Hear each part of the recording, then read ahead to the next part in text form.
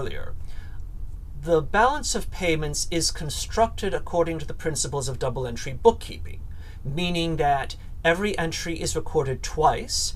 Every activity gets recorded as a credit and a debit of equal absolute value. Therefore, if you add up all of the entries in the balance of payments, you obtain 0 by construction. To get meaningful numbers out of the balance of payments, to use the balance of payments to tell us something about the nature of the economy for which we construct the balance of payments, we look at subsets of entries where each subset has features in common. So balance of trade, that will be the difference between a country's merchandise exports and imports. So that's a single element within the current account. The trade account will be the balance of trade and services plus net unilateral transfers.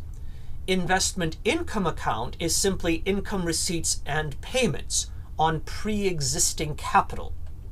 The current account balance will be the trade account plus the investment income account. The official settlements balance will be all entries in the BOP except anything involving official reserve assets. So official settlements balance will refer to all the interactions arising from private sector activity between one economy and the rest of the world. This official settlements balance has the name official because if it is too large in magnitude, either positive or negative, it may prompt official intervention from a government in order to avoid some kind of crisis, some kind of massive adjustment to the currency. Because when the official settlements balance is either positive or negative, there's going to be an oversupply or overdemand of the economy's currency, which would lead to some large change in the value. And a government may not want to have that large change. So seeing an official settlements balance beyond a certain magnitude would prompt intervention. There is this phrase in balance of payments known as drawing the line. And drawing the line usually means drawing the line between the current account balance on top and the financial account balance below. Items above the line means the current account, below the line, capital and financial account. And again, because the BOP by construction always balances over its entirety, if we see a deficit above the line, necessarily we must have a surplus below the line. So the current account deficit, a current account deficit, would mean usually that a country is running a trade deficit. Although the current account has many things beyond trade in goods and services, let's focus on trade in goods and services right now. If an economy has a current account deficit because of a trade imbalance, then the country is buying a lot from overseas, but it's not selling a lot overseas. Therefore, it's buying more than it's selling. It's spending more money overseas than is it earning. It's not earning enough money to pay for what it's buying. And, like an ordinary person, if you are spending money that you don't have, if your expenses are larger than your income, necessarily you are borrowing. And when you borrow, money is coming in. That's the action of borrowing. And that is why we would say borrowing is equivalent to a financial account surplus, because money is coming in, and you, the economy who's borrowing, are signing notes, signing promissory notes, issuing bonds, and producing these assets for other people. When the other people receive these assets, those other people outside your economy have a promise that money will come to them in the future. Again, the double entry nature of BOP ensures that the current and capital account equals the financial account. And so if you had current plus capital minus financial, you would get 0. And as the sum of the CA and the KA is the total change in the country's net foreign assets, that sum necessarily equals the difference between a country's purchase of assets and its sale of assets, the financial account balance. So I want to draw your attention to the end of this first clause. The sum of the current and capital account is the total change in the country's net foreign assets. So if you have, let's put aside the capital account right now.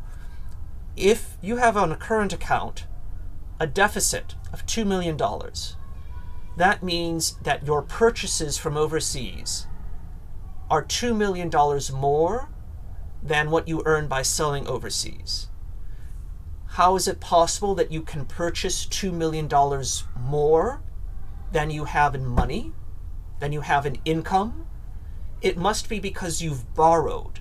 You have created new borrowing of $2 million to underwrite the excess spending that you have on the current account. And when you get new borrowing, that is going to be something new. That's going to be an increase in what you're borrowing, an increase in the asset that you sell off, representing money that will flow to the asset holder, and the asset holder is the person who lent you money, or the business and bank who lent you money. Hence, we say that the current account plus capital represents the change in net foreign assets, and that will equal the level of the financial account. We will come back to this later. And I also want to point out, again, income earned from assets that you already own is recorded in the current account balance. But when you buy or sell an asset, that is recorded in the financial account. Now we're going to take these ideas and integrate them into some macroeconomic concepts that you should have learned in an intermediate macroeconomics course, or if you have taken some other macroeconomics course, these are likely familiar. So in the first video, I talked about GDP and GNP. And here I remind you what GNP are, or what GNP is. And just like we can think of GDP in 3 ways, we can also think of GNP in 3 ways. The amount of expenditure by buyers, the amount of income for sellers, the value of all final goods and services. And national income is often defined to be income earned by the nation's factors of production. And we'll come back to this phrase, national income, later. So GNP is the value of all final goods and services produced by a nation's factors of production in a given time period. And recall, this is different from GDP. There's a lot of overlap. The two tend to move together, at least for the United States, but they are specifically different.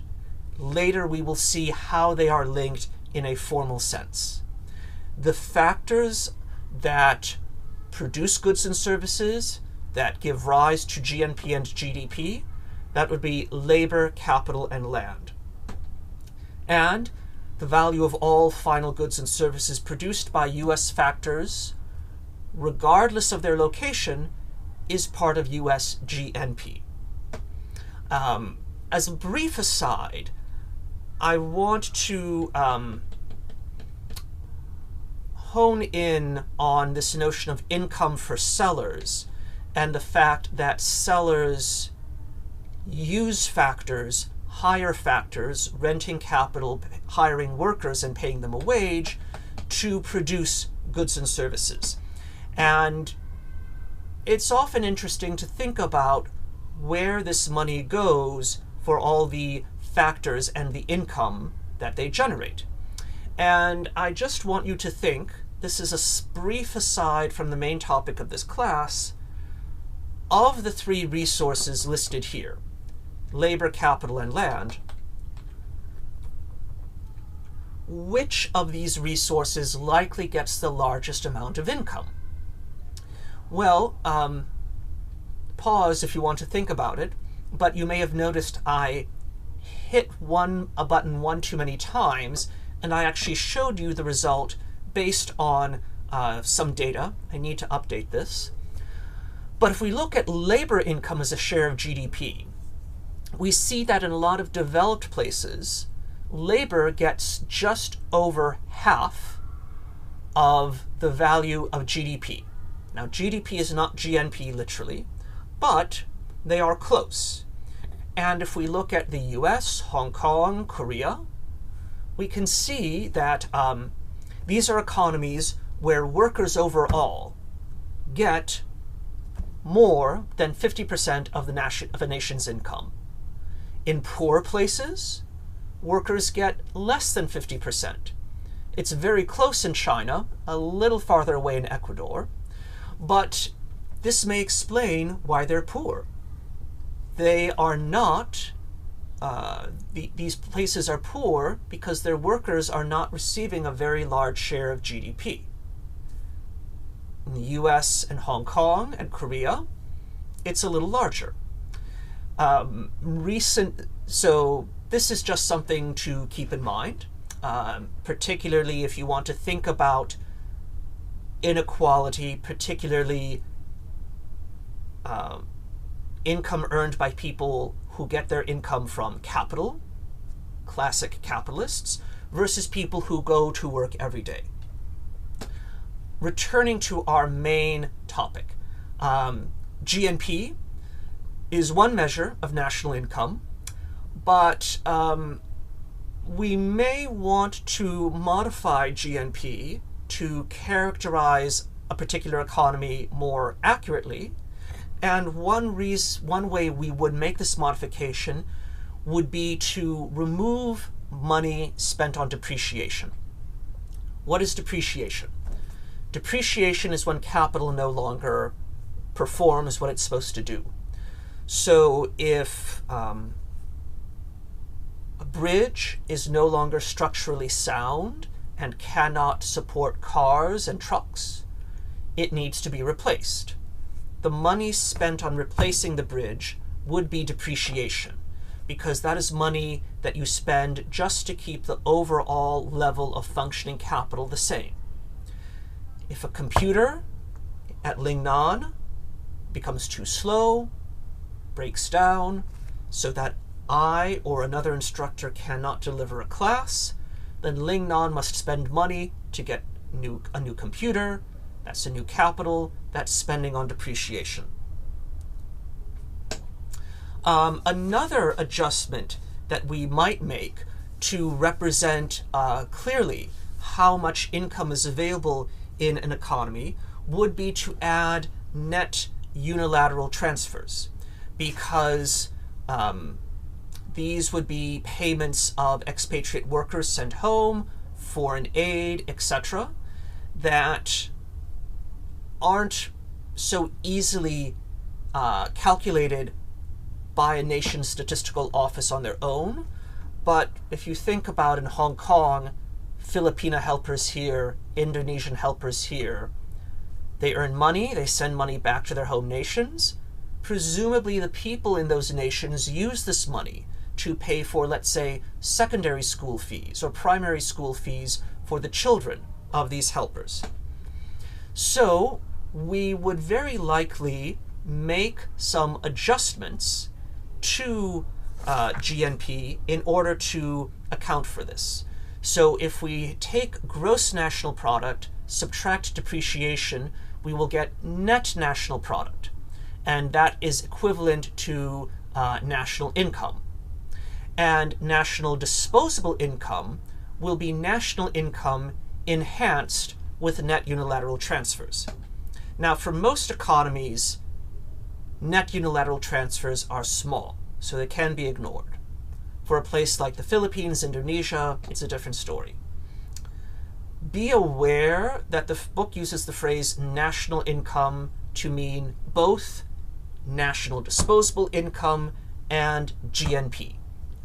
This is a little sloppy, so you will have to figure out based on the context what national income means, but I just want to alert you to this. Now, until 1991, the US relied on estimates of GNP to evaluate its economy.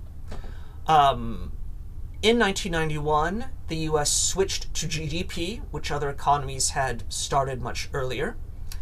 Here you have GDP, and what I want you to pay attention to for this and the next few slides is the link between GDP and GNP, because they are going to be linked through the notion of payments for factors of production.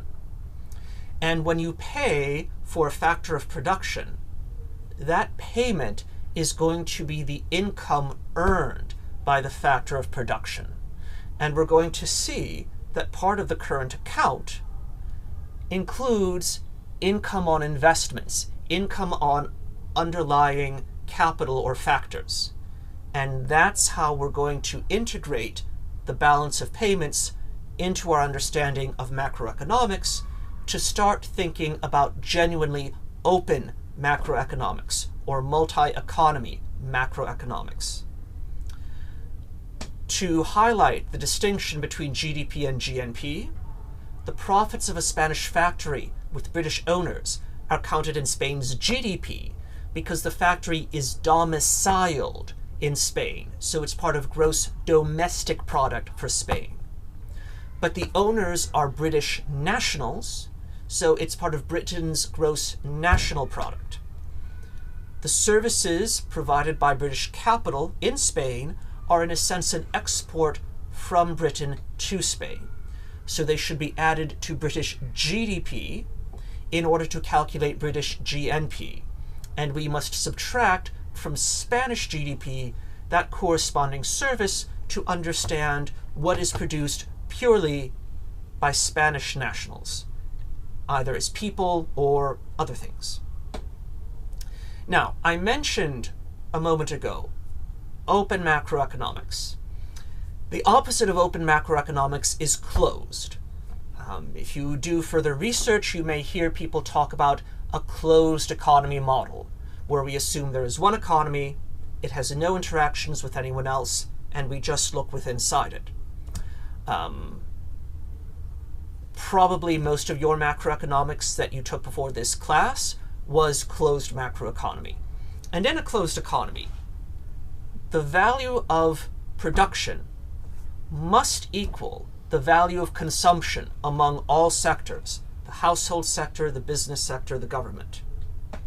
As the book says, in a closed economy, any final good or service not purchased by households or the government must be used by firms to produce new plants and equipment, or it goes into inventories. And inventories is a subset of investment, of macroeconomic investment here. If consumption goods are not sold immediately to consumers or the government, firms will add them to existing inventories and increase their investment, which is what I just said. So, we know what is GDP, we know what is GNP, we know they're going to be linked by payments for factors of production, and payments of factors of production can be thought of as income on existing assets. So that's going to allow us to write the following. C plus I plus G plus X minus IM.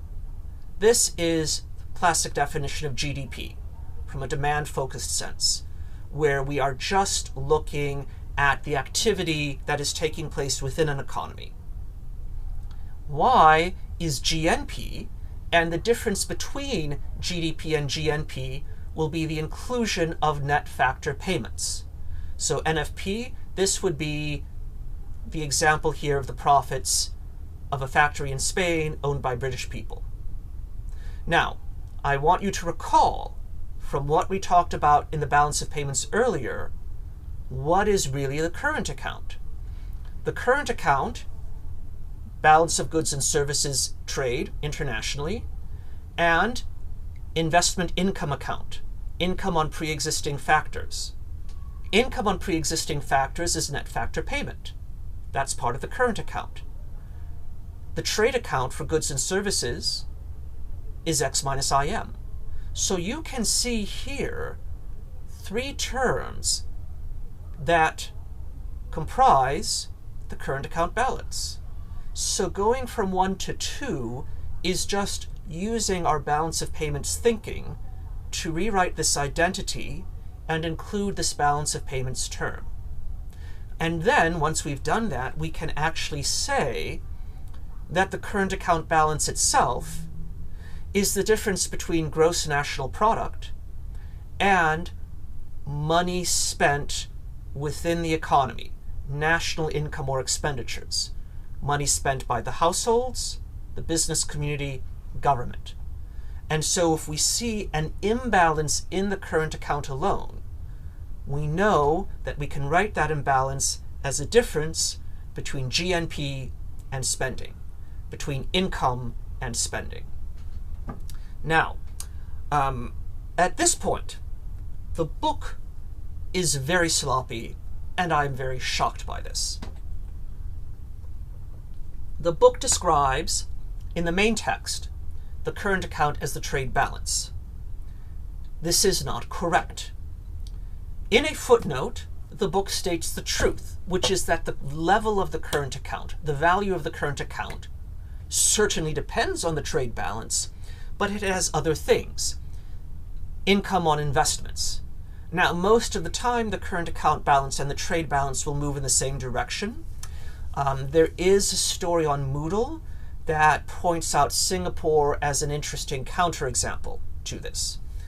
We'll get to that later. So, even though the book is going to assert that the current account equals exports minus imports, I want you to know that's not literally true. That's why I have an approximating sign here. When production exceeds expenditure, exports exceed imports, and you have a current account surplus, a positive trade balance. This makes sense.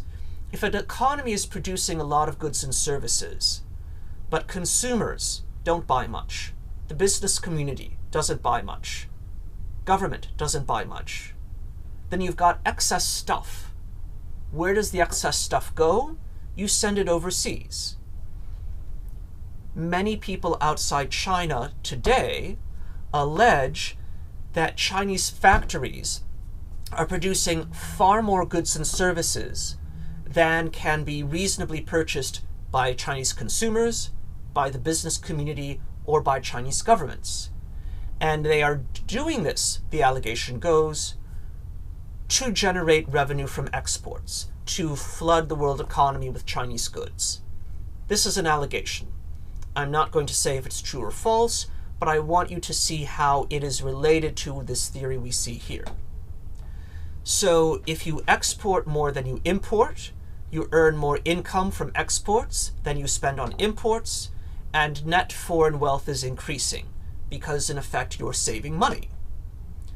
If the sign goes the other way, and you have a current account deficit, a negative trade balance, then you are spending a lot of money, you're not earning so much money, and just like an ordinary person, when you're spending more than you earn, your wealth is decreasing because you must be borrowing money. And as you borrow more money, you know that you will have to pay back this money later. You have these liabilities that represent money that will flow away from you in the future. Now, an economy can earn money for spending by selling overseas. So if you observe an economy with a trade deficit, how is it possible that it pays for its excess imports? It borrows, what I just told you.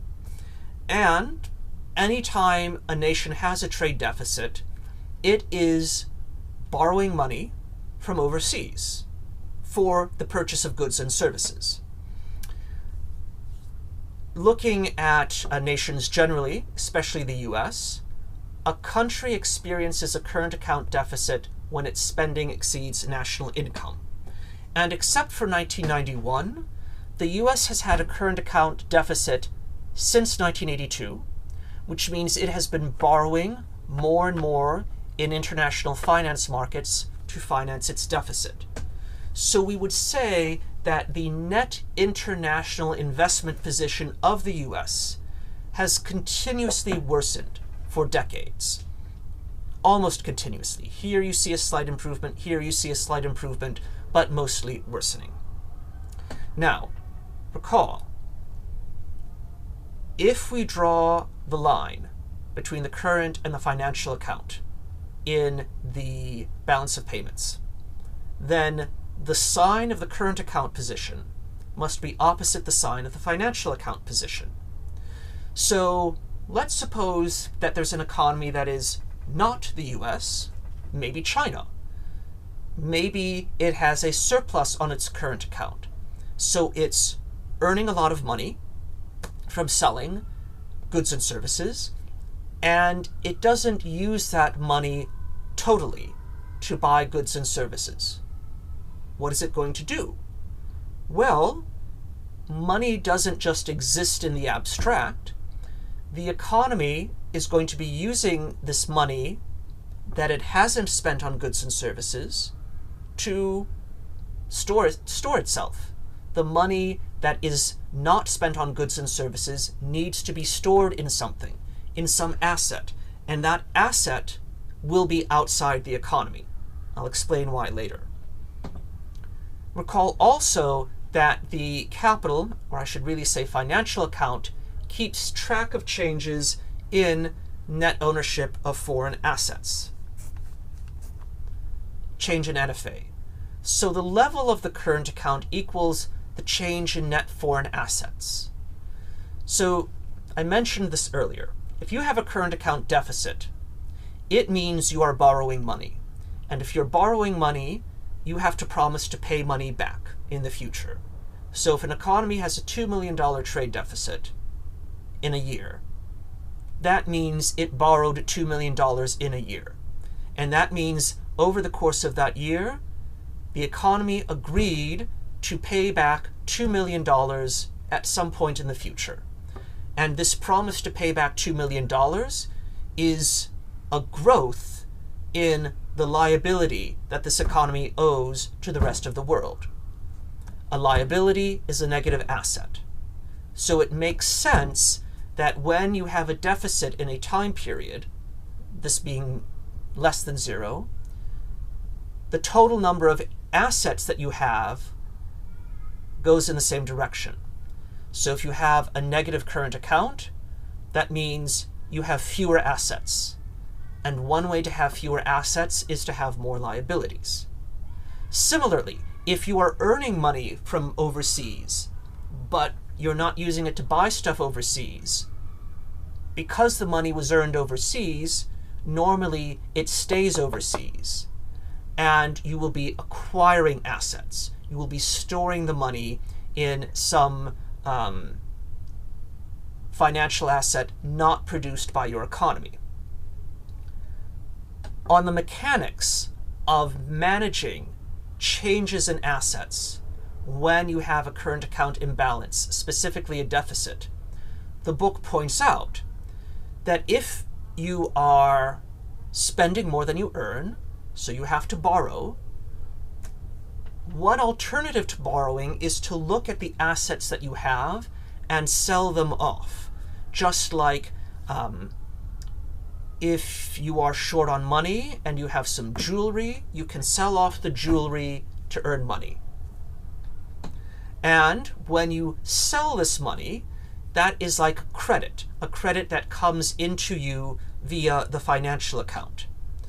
So a second way to finance a current account deficit could be through the sale of private and official assets.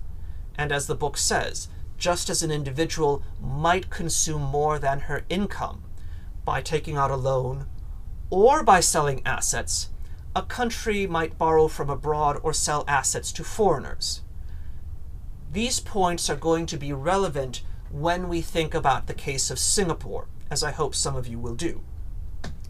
Now, the US has a very large current account deficit, and the US is a very prominent economy. Because of these two facts, there is often a lot of news coverage highlighting the disadvantages of current account deficits. And certainly for the US, this current account deficit may indeed be a serious problem. But in general, it is not uncommon for an economy to have a current account deficit at some moment in time.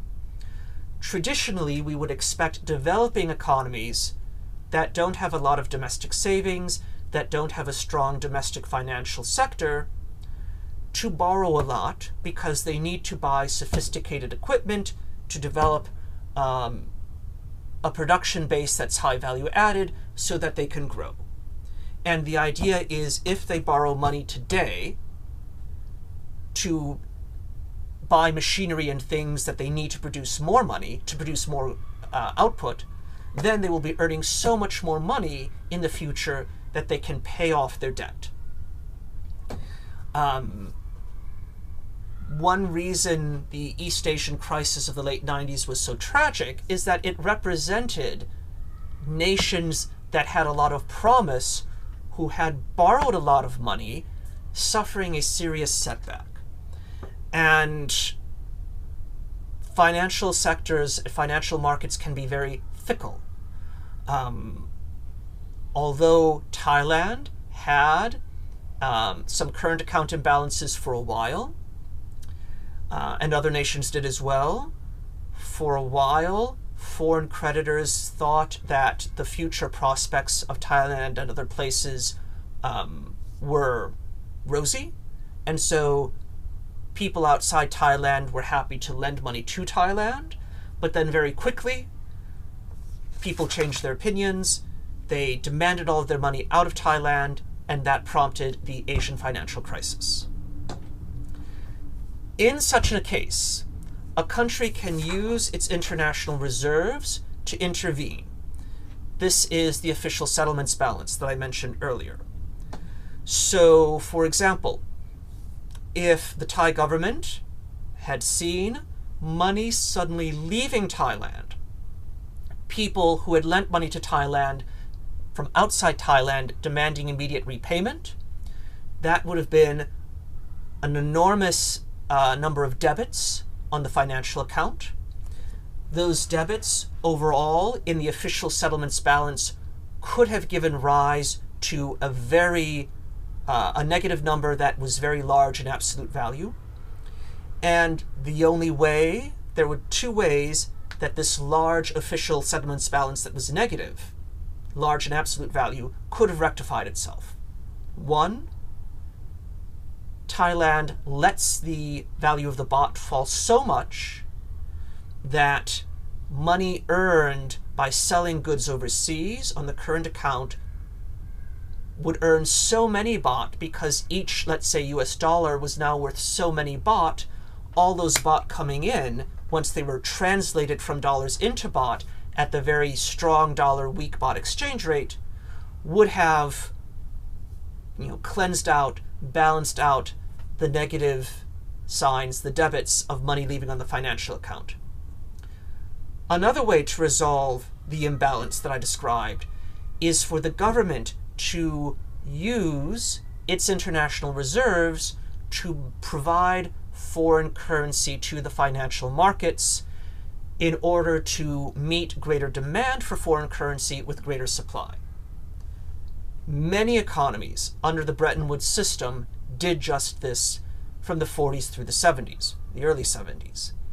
We will talk about the Bretton Woods system in the second half of the term after the midterm.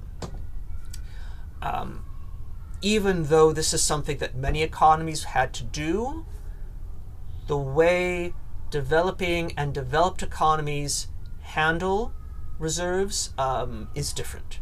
And it's likely because of their different income levels and the perceptions that others have of them in the world financial markets. Here, I want to illustrate a little more carefully what we can infer about an economy when we know it has a current account deficit. So, this first line, gross national income, number 7, this effectively says that for all our gross national income, we can spend it in a few ways. Part of it will go for consumption of goods and services.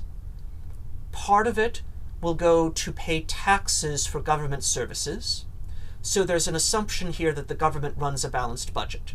That may not always be the case. And later I will show you an example of this where we don't assume a balanced budget. The rest of gross national income, not spent on goods and services, not paying for government services, represents savings. So this is a simple, fairly intuitive statement. We also know from earlier slides that gross national income can be reconceptualized as GDP plus net factor payments, or net factor income. So going from 7 to 8, we're just applying the logic that we established on slide 65 about what is gross national income. Once we have GDP written out here, we can remember what GDP is, CIG net exports. Well, we have consumption here, government spending here, government spending there. They're of opposite signs, they cancel out.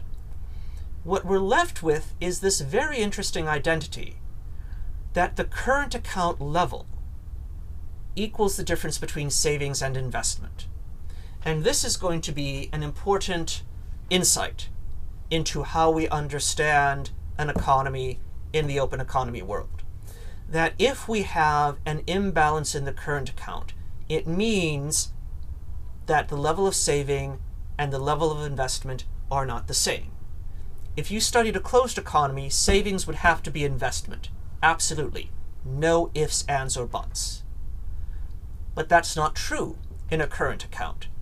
And what we're going to find in open macroeconomics is the possibility that if an economy wants to have a high level of investment, it doesn't have to be saving a lot of money. Normally, if a closed economy wants to invest a lot, that means it has to spend its money on investment, not on consumption. And this becomes the kind of classic butter-guns trade-off that you may have heard about if you had a very old-fashioned economics professor. The idea that an economy, in isolation, can spend its money on butter to make itself happy, because butter makes tasty food, and people are happy when they eat tasty food, but you eat it and it's gone. Or you can spend money on guns to go conquer land so that you can produce much more, and maybe have a larger amount of both butter and guns eventually. When you operate in an open macroeconomy, in principle, you can have a high investment rate and a high consumption rate, meaning a low savings rate, as long as you are okay to run a current account deficit. And, as the book says, an open economy with profitable investment opportunities, meaning that it would make sense for the economy to expand production, for businesses to get more capital, doesn't have to reduce consumption to increase savings to get that new capital. It can simply borrow from abroad by purchasing the capital it needs from abroad and promising to pay back later. So there is this long-standing belief that an economy truly open and well integrated with the rest of the world will increase its level of investment without increasing its savings, meaning that the correlation between savings and investment can be zero. I can talk more about the implications of that later, because it involves something well known about which I wrote a little paper once called the Feldstein-Horioka puzzle, named after Marty Feldstein and Charles Horioka. If you choose to run an imbalance, a country's net international investment position, or net foreign assets, with the rest of the world will be similar to a firm's balance sheet. And I mentioned the case of the US for the net international investment position up here. And this position, or the net foreign assets, represents the difference between the value of a country's ownership of foreign assets and the value of foreign ownership of that country's assets at a given point in time. If this position is positive, meaning that the value of what the country owns of foreign assets exceeds the amount of money it owes other people, we'd say the nation is a net creditor. So effectively, if this nation is lending lots of money to others, the nation earns a lot of money abroad, does not repatriate the money into its own currency, but uses its foreign earnings to buy bonds, for example, issued by the foreign economies, or to buy stocks traded in foreign economies, or to buy factories located in foreign economies, then we would say it's a net creditor. The opposite, of course, is a debtor. Now, let's think about a kind of typical debtor nation. If you're a debtor, as a person or a nation, you have borrowed money. At some point, the people who lend you money may not want to lend any more. So you've already gone into debt, maybe you've increased your debt, and at some point, nobody wants to lend you money anymore.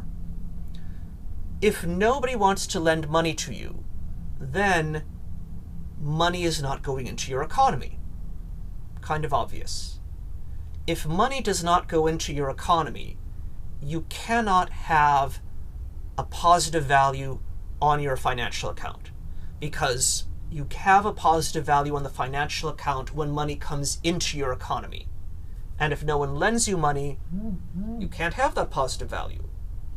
So in that case, no money flows into the country, no foreign country increases claims on you. If that happens, we would say the nation is a net debtor, even though the investments in question are not restricted to debt securities. So this is again a situation where you have borrowed a lot, and you as the nation also may have sold off existing assets, meaning if there were factories physically located in your economy, maybe the owners of the factories in those economies had sold them off at some point to finance some other economy or finance some other economic activity.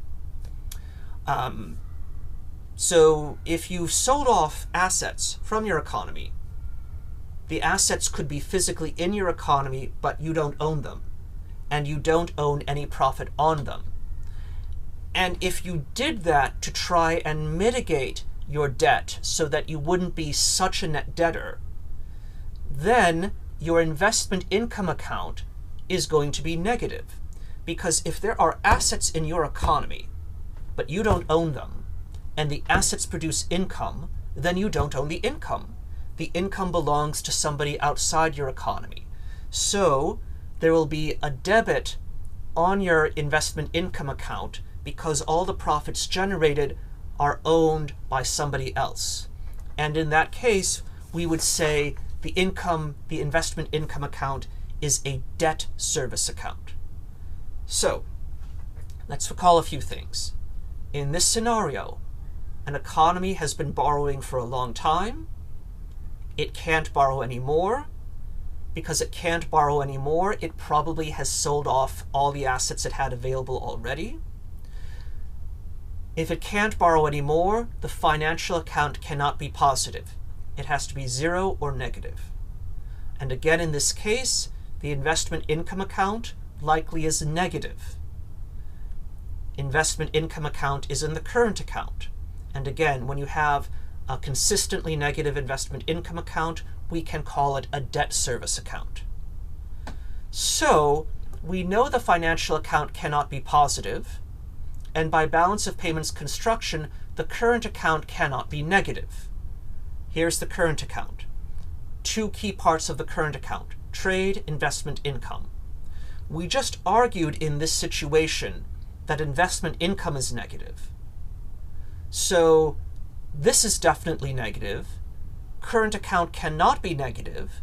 So if investment income account is negative, but current account cannot be negative, trade account must be positive. This is trade and balance of goods and services. What is the implication of this? It means that the country in this situation has to be running a trade surplus. What is going to force the country to run a trade surplus in this case? The value of the country's currency will fall so much that it will dissuade, discourage citizens of this economy from buying anything overseas, and it will make the prices of its own goods and services so cheap in terms of another currency that the holders of that other currency outside the economy will find it too irresistible not to purchase these goods and services. And the goods and services will be so cheap that it will necessarily motivate a trade surplus. And again, that happens because the value of this economy's currency would have fallen so much that human behavior would force people outside the economy to start buying, and it would force people inside the economy to buy very little from the rest of the world. So, earlier I talked about a situation where we incorporate macroeconomic identities and balance of payments accounting under the assumption that governments ran a balanced budget, that tax revenue equaled government spending. This may not always be the case.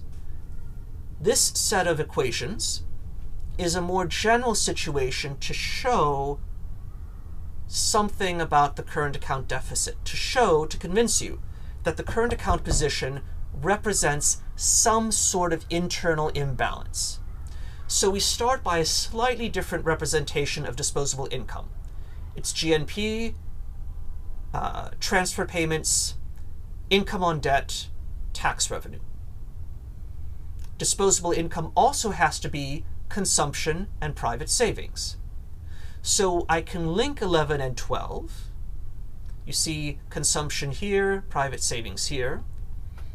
Again, we can rewrite GNP as GDP plus net factor payments, which is consumption, investment, government spending, and the current account deficit. So if I combine 13 and 14, I can write consumption plus private saving as consumption, investment, government spending, the current account balance, transfer payments, debt payments, interest on debt, and tax revenue. We have consumption here, they disappear. With a little arithmetic, you can see that the current account deficit represents two imbalances. An imbalance between private saving and private investment, and then an imbalance between government revenue and government spending. Effectively, when we see an economy with a current account deficit, we know that either businesses spend more money than is saved in the economy, or the government is collecting too little tax revenue given the money it spends on goods and services and other factors, or a combination of both. If we think about the implications, again, of a particular type of imbalance within the balance of payments, and let's say we have an imbalance that's a deficit. Let's say that we observe very little saving, high level of business spending, very little tax revenue, high level of government services. Presumably, these actions that give rise to this deficit, they were not random. They were not accidents. People consciously did these things because they thought it would be better for them than if they did not do that. And therefore, deficits are not inherently bad, and surpluses are not inherently good. Not every single country in the world will have a trade surplus. Donald Trump might think that's possible, but it's not. And since we believe that international trade is voluntary, I don't think there are many instances where someone has a gun to their head and is forced to buy products from outside their economy, then it's difficult to argue that deficit countries are harmed and surplus countries benefit. Donald Trump, J.D. Vance, Steve Bannon will disagree with me, but they're wrong, because they don't want to admit maybe the U.S. is not good at everything. It could be bad at a few things. To understand this, consider the following example of bilateral trade between two generic countries, A and B. Let's assume that A is wealthy and B is poor. If B wants to improve itself, it can't borrow from internally. It has to borrow from somebody who has money, country A. In order for B to pay back money that it borrows from A, B has to have trade surpluses, because where else is it going to get the money? So who's better off? Is A better off because it's wealthy? Or is B better off because it will be running trade surpluses? The book has an example. Suppose New Zealand decides to build a new hydroelectric plant. The materials that it would need might come from the United States. And there may be wealthy individuals or banks that believe in the US that New Zealand is a good prospect and that the return on investment from New Zealand's decision here would be beneficial. When New Zealand buys this equipment and borrows money to do so, it is an increase in domestic investment. It increases the capital stock.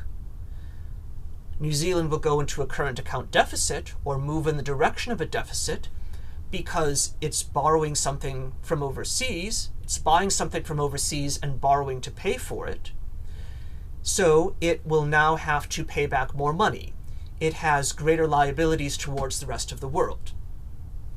Hypothetically, New Zealand does not have to save any more in the short run for this. It can continue to maintain its lifestyle because it will be earning money in the future from the greater capital stock, and it can use that extra money to pay off its loan. As long as US residents are willing to give up some money that they have now that they don't need in exchange for getting more money back later, all of this can work very well. So as long as there are savings available in the US, this will work. Now, if you want to point out that because the US has a current account deficit, it's not saving a lot, you would be correct. But that is at the macro level. Individual people or banks in the US may have excess money, and they are looking for the best available place for investing it.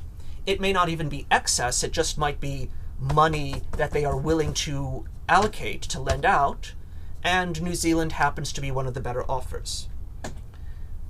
The point of this is that it's a good example of intertemporal trade, moving things over time, getting capital equipment now, and then using it to produce goods and services for sale to the US to get money to pay back the loan, where New Zealand imports present output and exports future output. It's importing the capital for the dam that it needs that will help it to produce more, and then when it's paying off its loans by selling things to the US, it's effectively selling goods and services that it was able to produce with the new equipment, and that helps it pay off its debt. Balance of payments equilibrium occurs where total credits equal total debits for a particular measurement within the balance of payments. And moving towards equilibrium overall is called adjustment. This may happen automatically via changes in the exchange rate, or it may require government intervention. If an economy runs a current account deficit for a while, where the country has continually borrowing more so that it can buy more and more, what do you think would happen? Well, if the country is borrowing from the rest of the world or selling domestic securities to the rest of the world, then foreigners are accumulating these securities. There's more and more domestic currency circulating in the market. Normally, when you have a greater supply of something, its value falls. If the value of this currency is falling because it's going up and up in value, that's going to make the products of this economy cheaper in terms of the currency of any other economy. And if its products are cheaper in terms of the currency of any other economy, holders of that currency, that other currency, should view these products as cheaper and buy a larger quantity of them. More money flows into this economy that has had this current account deficit. Also, we would expect domestic interest rates to rise because as you are selling more debt into the market, it will become more difficult to convince people to buy your debt, and so the equilibrium interest rate is going to go up. That lowers consumption and lowers investment spending. More income is available for savings. And the increase in national income, because exports increase, relative to spending, because current account and investment fall, will reduce the current account deficit. This is how things should work in theory. Later in the class, we'll see theory and reality are not always the same, especially in a case like the United States.